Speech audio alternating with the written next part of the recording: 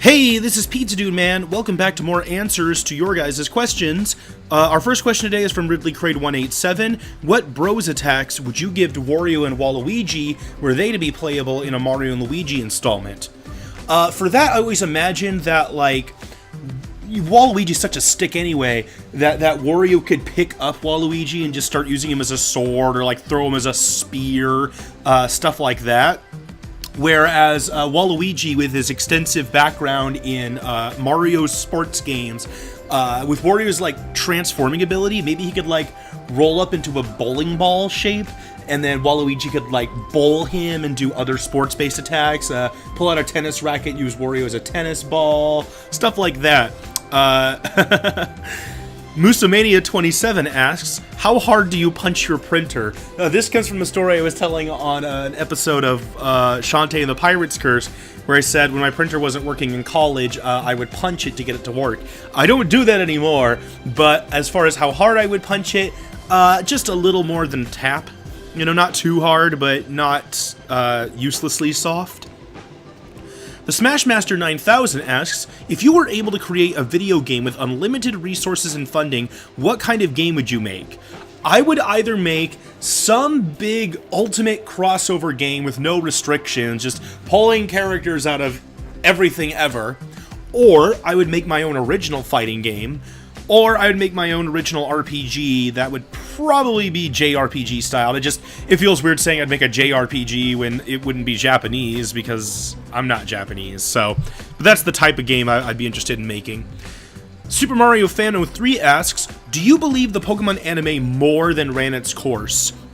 Honestly, I'm fine with the Pokemon anime running for as long as the games do. I mean, they go to a new area and have new Pokemon each time, and it's one of those things just like the games where it's kind of resetting each time with the new group of kids that are watching it. So I think it's fine, actually.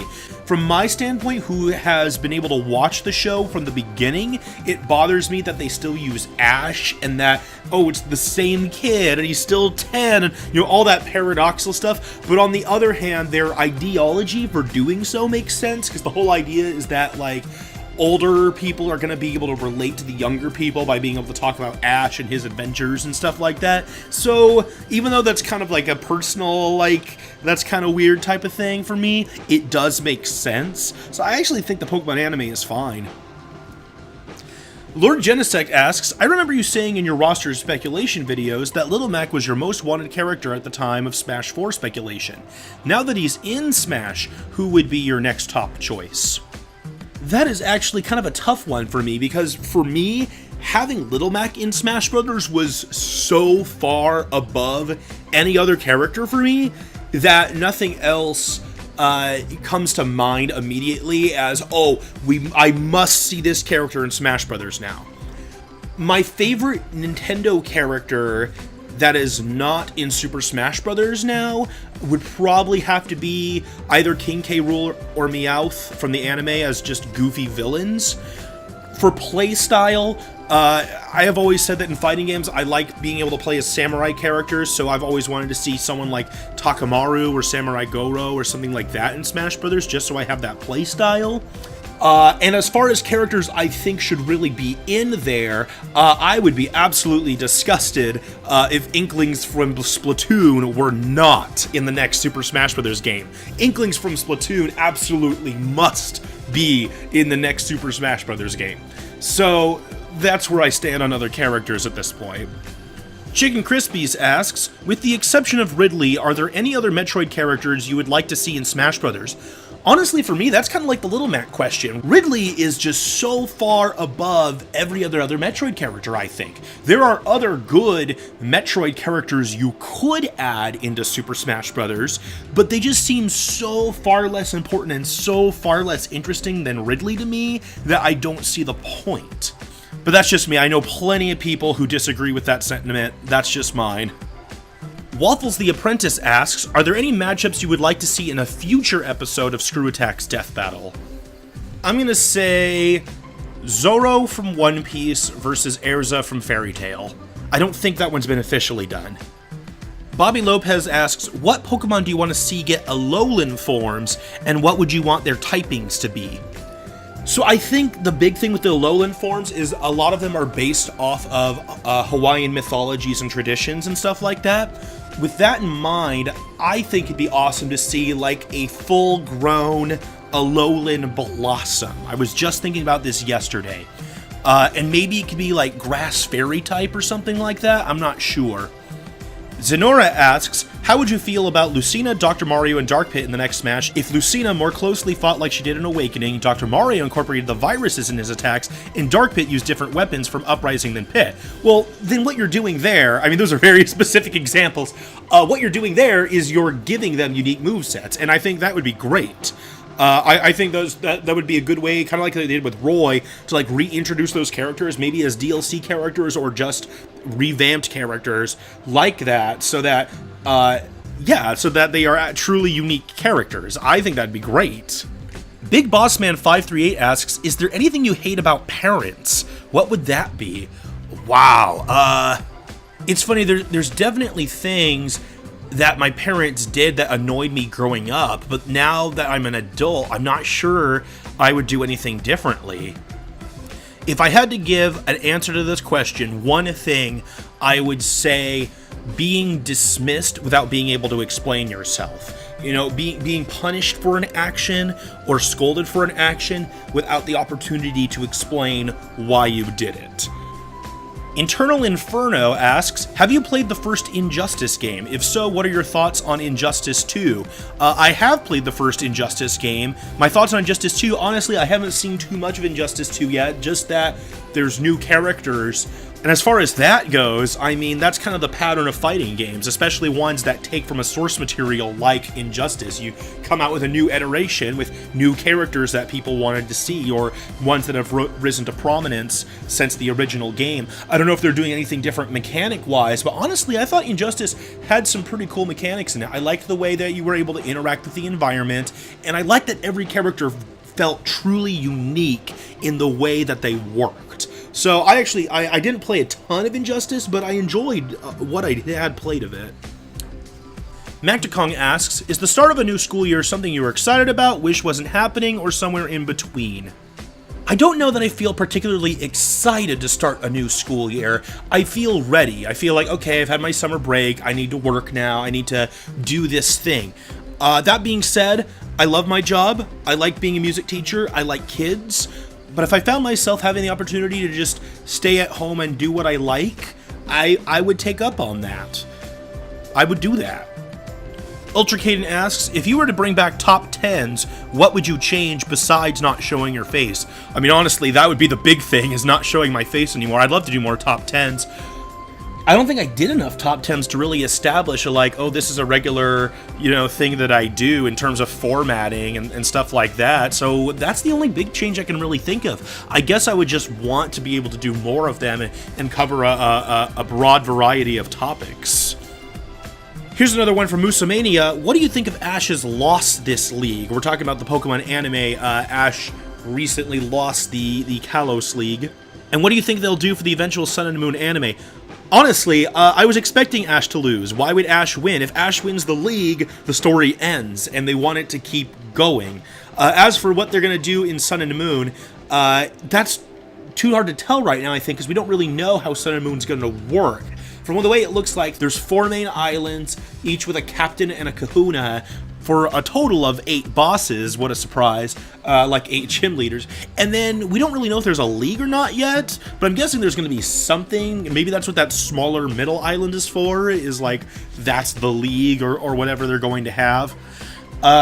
And I'm sure that Ash will lose again, as long as they're announcing new Pokemon games. I'm more surprised that people thought Ash might win this time. I'm like, really? We haven't learned from these last 6 times that Ash isn't going to win? He's not going to win. Not until they decide to finish it.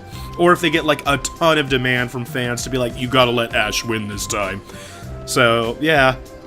Ridley Crate asks, why is the Trilby in your icon white? I remember it being black or very dark gray in your old videos. Did you get a new one since then? I've actually accumulated a small collection of Trilbys, and the reason that the one in my icon is white is because Rosie was basing it off of a certain picture where I actually had, it wasn't actually a Trilby, it was a white fedora. and it was the fedora that I wore for our wedding. Maybe I'll put a really quick picture up here. But the reason it's white is because that was the picture that Rosie was basing it off. Chicken Crispies asks, who is your favorite video game villain?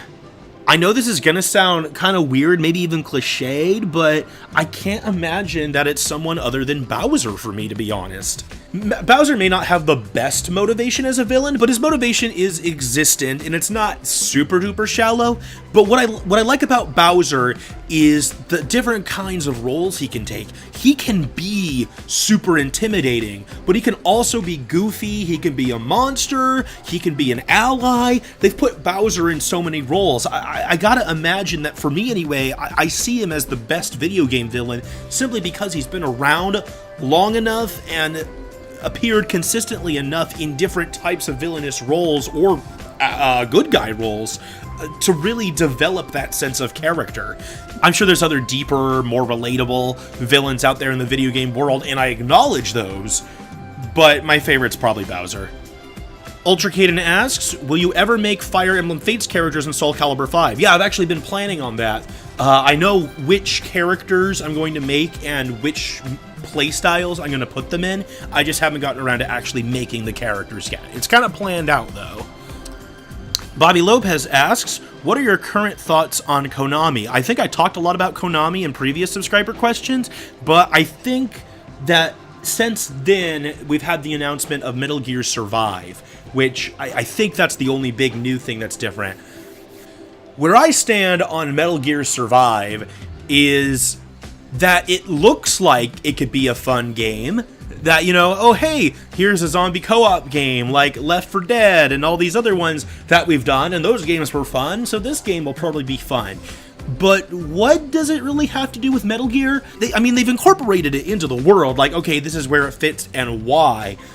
But even with that, it seems to me that it barely features any of the really recognizable characters from Metal Gear. It's taking place in an alternate world from Metal Gear. And even though it's going to have gameplay mechanics from Metal Gear, it's also going to have a lot of gameplay mechanics that aren't quite Metal Gear. So why is it being called a Metal Gear game at all? It'll be very interesting to see how this game does financially, because there's plenty of people who are big fans of the co-op zombie shooters who might get it purely for that. But the Metal Gear fan base is very, very torn up about this game. So I'm not sure how it's going to do. That'll be very interesting to see. The whole thing I stand with Konami is, ultimately, I don't like what they're doing, because it feels like they're throwing away their fan bases and everything that they've ever done since their creation in favor of doing things that they think are going to earn them more money. And the thing about that is they might be right. The things that they're doing might earn them more money. We'll have to wait and see on that. So ultimately, I don't like it, but it might work out for them as a business better. Ridley Crate asks, Sonic's various friends are a big point of contention in the franchise. People love him, people hate him, and it seems when the series hit its biggest low, Sonic's cast was gigantic and convoluted, and many people kind of associated them with that era, despising and blaming characters like Big, Silver, Cream, and Shadow as factor of Sonic's temporary downfall. Do you think it'd be a good idea to reintroduce Sonic's friends back into the series proper, or do you think we're just fine with Sonic, Tails, and Eggman? Following up on that, who would you choose to bring back for another main game, excluding the obvious Knuckles, Amy, and Shadow? I think Sonic has plenty of friends that aren't necessary to put in the series, you know what I mean? This isn't like some big, real-time strategy game where you have a bunch of different units like Fire Emblem, where you need all these characters to fulfill all these roles. You know, this is an adventure game. You've got your hero, maybe a sidekick, a couple rivals, love interest, villain. You're good. You don't need, this giganto cast of characters to do what you need to do to tell these stories. And I think they're pulling back on that. So to answer the question straight up, I think we're fine with just having the regular cast of characters. And as for who I would bring back, excluding the obvious, I suppose Metal Sonic, if he counts, because he's kind of another longtime rival. One last quick question here from Ultra Caden. Who do you like more, Professor Layton or Phoenix Wright? For me, Phoenix Wright by far. And that's going to be it for subscriber questions this time. Leave me new questions, and I'll see you next week.